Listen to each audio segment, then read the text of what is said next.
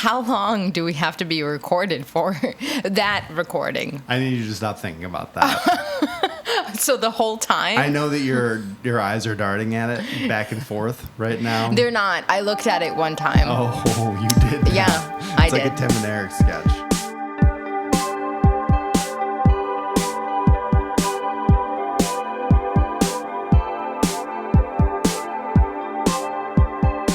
What do you want to talk about with regards to writing?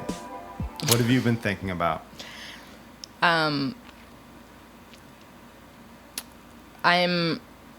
writing about this for the column. I think there's something sort of more elegant about calling it a column than a post. You know, because I guess there weren't posts back then. Although there were just columns. The post is today's column, perhaps. Yes, exactly. It's just, we really got sort of the shit end of the stick in terms of trading. Are we allowed to curse on this? Never mind. Yes. I'm thinking about this for my column, so I'm sort of hesitant to talk about it for too long, but I will say that what I have been thinking about and what I have been experiencing, so I think about it after I experience it, is the sort of intense state of stimulation, overstimulation that I'm currently in. I think as a result of a change in lifestyle schedule, the beginning of the year, because things are starting up again, right? The holidays are over and I have teaching obligations and work obligations with clients. And so things kind of kick into gear. And there's this period of time where there's just a lot of stimulation. And I think that this is generally, for me at least, not a good state to be in when I'm writing. If I'm overstimulated, it's hard for me to process thoughts. It's like I'm gorging on thoughts or thinking, you know, like I'm at the buffet of overthinking and I'm overeating at the buffet, if that makes any sense. Yeah, I think that I reach times like that in my life pretty frequently, actually. And then the question just becomes, how do you manage your thoughts when they race? Like there was the thought that I told you about over the summer that kept recurring to me when I was at that concert, where I was just like, because I was so enmeshed in the music, I was just like thinking about my thoughts.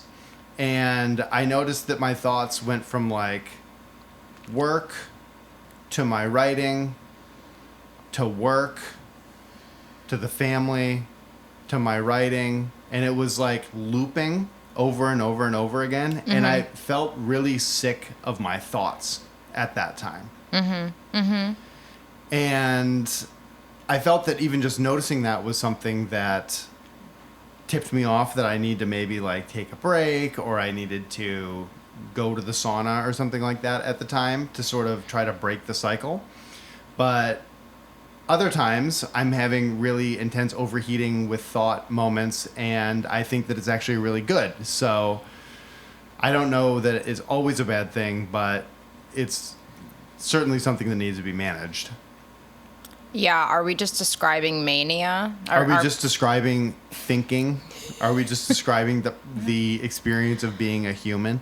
We're going to encounter the one listener who has a degree in psychiatry or medicine, and they're going to contact us and tell us that we're experiencing a manic disorder and we should call a hotline. Speaking of which, I'm saying this out loud so then I can kind of hold myself to it, which is that I am going to turn this into a hotline. I'm going to create a Hughes House hotline. And by that you mean, hotline, she means literal hotline. We could say that it's currently a hotline. And in fact, today's another hotline day. Oh, yes. But it's going to be a call on your phone hotline. Yes. Like back in the day when you were feeling lonesome and there were people on the other end who, for just a couple of dollars a minute, were willing to make you feel less lonesome. That kind of hotline. I think that was a sex hotline. Sex was not a requirement. If you read the brilliant novel Vox by the brilliant writer Nicholson Baker. I love that book. Anyway, that's what I've been thinking about. I've been thinking about being overstimulated and stimulants, not, the type, not coffee or cocaine, but just sort of mental stimulants, like having a dog and the caretaking that requires is a stimulant of sort. A child is a stimulant. Work is a stimulant. My essay is a stimulant, and what you just said reminded me, what you were talking about with sort of thinking a lot about yourself, reminded me of the fact that I think the stimulation is also being contributed to by the fact that it's an I piece, meaning it's first person present, actually, the essay. Is it in the present? Yeah, it's mostly in the present. Wow. Branded content Right here. And I think that writing about yourself while feeling stimulated makes you even more stimulated. And that plays into the question that we're going to talk about today. However, I do think that there's another avenue that you can explore, and it's something that you told me once, actually, via Jenny Offill, and I think in one of your classes, or maybe it was a reading when Weather came out, and she described herself as like a Depression era writer, where she was saving any little scrap of sentence that she had written at any point in her entire life, and she would just go through her old notes and repurpose them variously as she wrote new books. So that, like she would write, I'm just going to make up an example. She would write an essay that didn't turn out very well for her, but she didn't throw it away. She waited until she had another essay, and she would reach a juncture in the writing of that essay and think, oh, wasn't there something that I wrote about like this already? And then she would, snip out the patch from the old essay, patch it into the new one, sew it up real nice and tight so that you have you've salvaged the jeans, so to say. I love that. That's great. Depression era writer Jenny Offill. I wonder if that was her. I hope it's her. That seems like it would be her. It seems like something she said during the rollout of Weather, I think. Well, I've been thinking about that because that's something that's happening to me right now, where I find myself frequently in a spot where I really like something that I've written, but I can't use it because it just doesn't fit the piece anymore, or it just isn't working somehow. There's something that I noticed structurally about it that won't work. For example, there were these poems that I loved in a novel in progress that I was working on, but I found out too late. Probably as soon as anyone else heard the idea, they found out immediately that lengthy poems of 8 or more pages probably don't belong in a novel unless you're Max Porter. Oh. They didn't belong in my novel anyway. So I had to put them in a folder on my desktop. I have a folder called Failures. Oh, I think you should change that name. I have a folder called, damn it, I'll think about it. The folder called Failures is, I think, intentionally really harsh, because it's something that I dip into somewhat frequently, actually, because there's pieces in there that I like, but I have failed. I'm the failure. I have failed the piece. No, I understand. The name came to me, and it's The Well. I have a folder called The Well. Which is a positive take on what I'm talking about. Well, I would say it's just neutral. You don't want to fall into a well, but you certainly aren't a failure for having a well. You don't want to fall into a well and then turn into a ghost that then becomes entangled with televisions and crawls out of This is a Ring reference. You don't want that. But I have dipped into my failures folder recently and was able to bring the bucket up with one of those poems that I was able to repurpose in some way for the new book. So I was pretty happy about that. It also provided me with an avenue forward when I was frankly feeling overstimulated in the current piece. So always take Jenny Offill's advice and look back at things that you've written in the past if you don't know where to go. And remember that nothing you write is ever going to go to waste.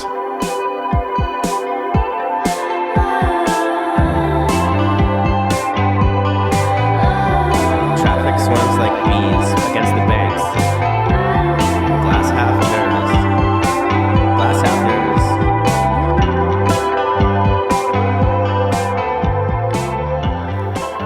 In the pendulum that is first person present, it swings again to caller questions.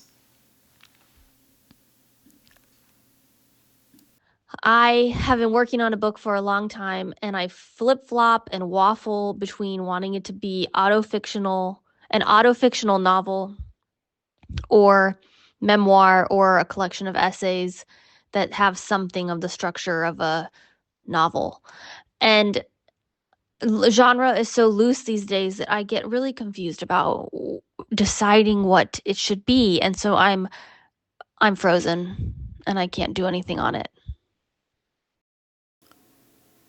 Flip Flop and Waffle could be the second generation Waffle House, I was going to say pancake the house, same thing. breakfast place.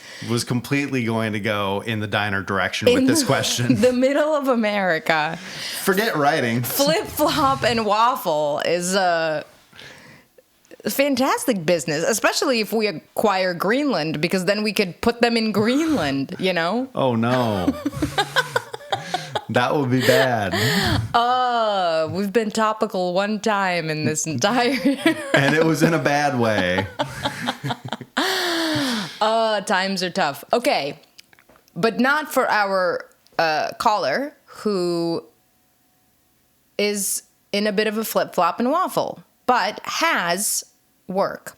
So it is a problem of, as I understand it, what do I call it? And it sounds like what do I call it is a necessary question to answer in order to finish it. Now, I wonder if you have thoughts on that. It depends on what you mean by finish. It sounds finished, and I think that you can call any draft finished.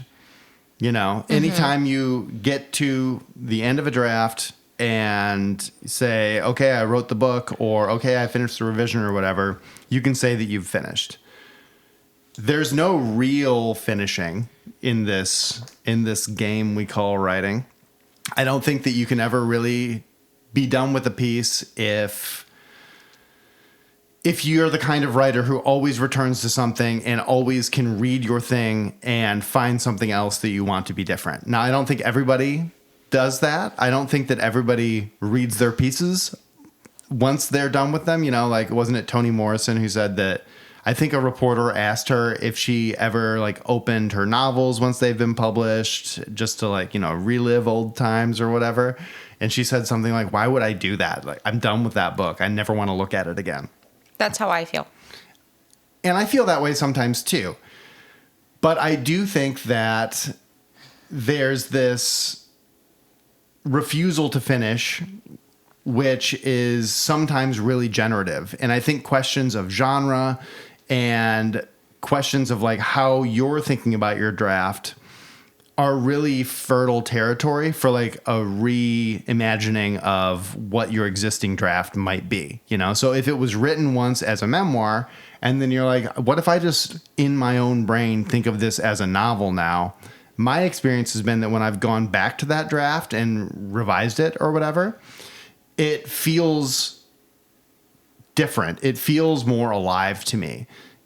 When actually kind of in either direction that I swap. If I have something that's a novel and I'm like, I'm going to think of this as an essay now, or a memoir now, it similarly feels alive just because the way that I think about it is different, which I think goes to show that these ideas of stagnation and overworkedness and underworkedness and any quality judgment that someone can make about a piece of writing is pretty much only an effect of how they're thinking about that piece.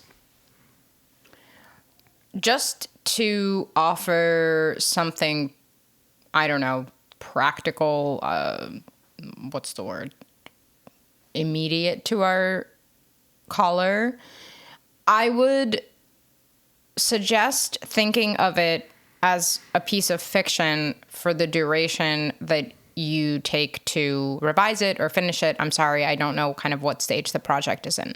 So I would recommend giving yourself the freedom to not have to commit the narrative to real life, right? Tether it to the whatever actual sequence of events that a memoir sometimes requires of people in their mind, which, by the way, there's a really great, what is his name? John Gazda? Who's the guy who runs the nonfiction program at Iowa?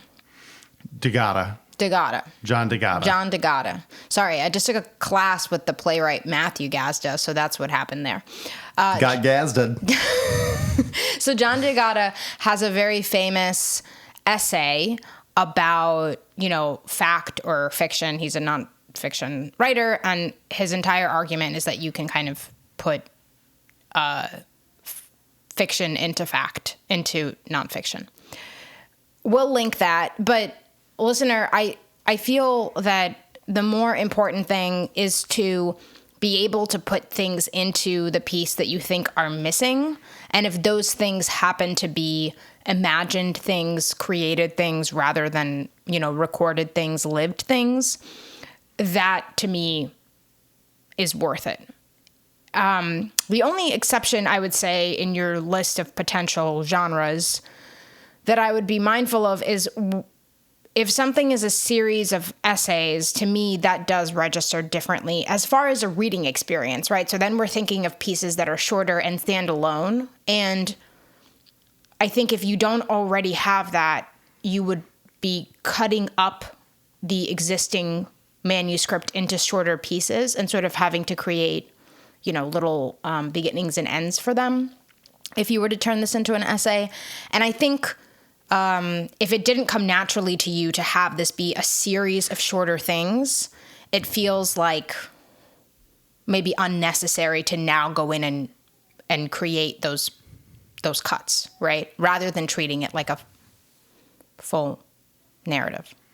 I don't know if it would be unnecessary. It seems like any move that you make as the artist in a piece is always necessary once you send it off into the world, publish it, finish it, whatever you want to say. Like, I've slotted things into third person when they were in first person and then slotted them back into first person later, just because, I don't know, like my needs changed from one draft to the next, and switching it into the third person and then switching it back into the first had a tangible effect on the prose between that. Like if I were to read the first person and then the switch back into first person, it changes when you swap it and then swap it back. So I don't really like the word unnecessary, because I think that anything that you ever do to your piece is permanent. Like, you can't actually go and undo that thing, because you're investing more thought, you're investing more concept into the piece, and that's going to show.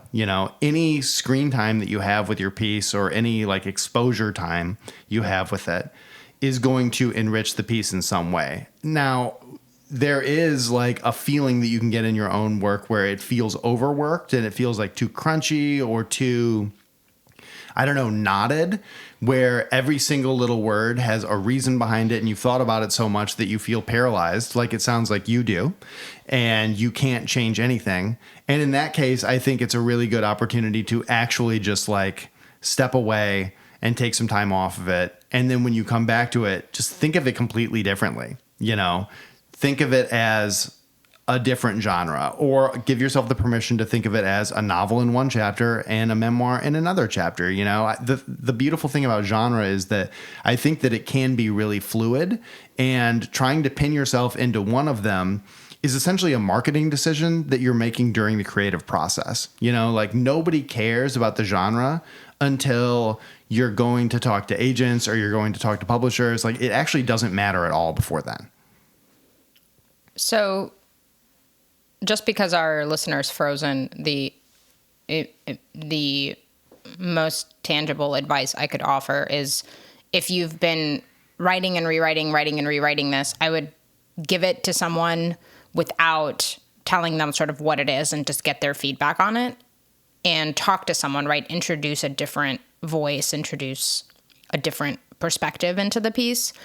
And if you're not finished, then I would proceed at this stage as if it is fiction, to allow yourself to do whatever you want, so that you don't feel bound by the confines of nonfiction in order to complete it.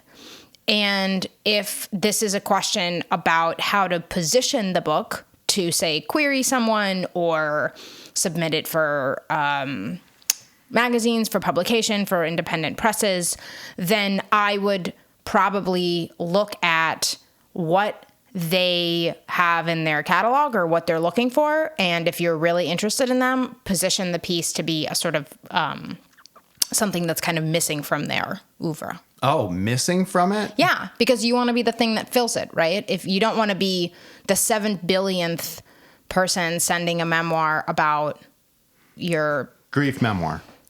Yeah, whatever. I mean, again, once you're in the territory of having to submit something or send something and you're thinking about this as how it will be marketed, the conversation becomes a little bit more strategic and less artistic, in my opinion.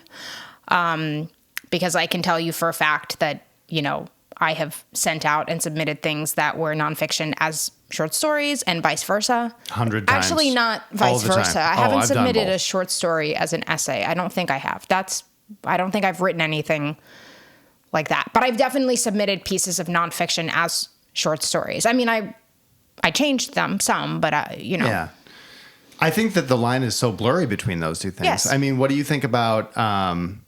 I think that people get really emotional when you say, introduce some fiction into your nonfiction, and they maybe don't get as emotional when you say, introduce some nonfiction into your fiction, although there's still the people that are like, no, novels need to have nothing to do with you. But I think that kind of person is more rare than the kind of person that says, you're lying in your memoir. Yeah, the person that says you're lying in your memoir is Oprah, and we're not going to go against her. We can't go against Wow. We can't go against Charles Dickens and Oprah. James Frey James Frey. of Benton Harbor, Michigan, I'd like to point out, my hometown. We're back. Just wanted to say that. Old James Frey, who just, I think, is publishing a AI-generated memoir right now. You're making that up. No, I'm pretty sure that in interviews he's been like, yeah, I use ChatGPT for large portions of this. You know what? Go with God, babe. Yeah, do your thing, babe. You already got in trouble once. You don't got anything to lose at this point. James, call us if you've got some questions. Yeah. Call the hotline. For real, I'd love to get James Frey on the show. That would be so crazy. It would be the most bonkers thing. We got a third Talk about chair. somebody who really knows what to say about fiction and fact. It's really interesting because I think that I've read some pieces somewhere on Substack or some bullshit like this where people are reevaluating his treatment during that whole thing where he published this memoir about being an addict in Benton Harbor, Michigan. And they found things they were like, you were never so close to suicide, you laid down on the train tracks or something like that.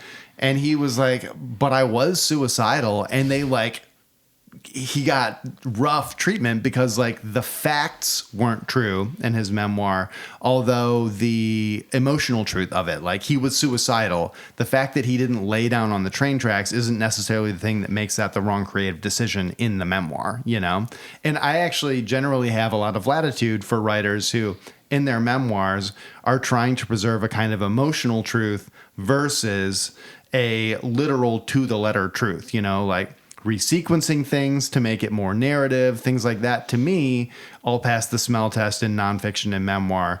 But again, a lot of people get very emotional about this and feel that that is not true and that you're essentially just lying when you're creating your piece of art, which somehow has a lying component to it.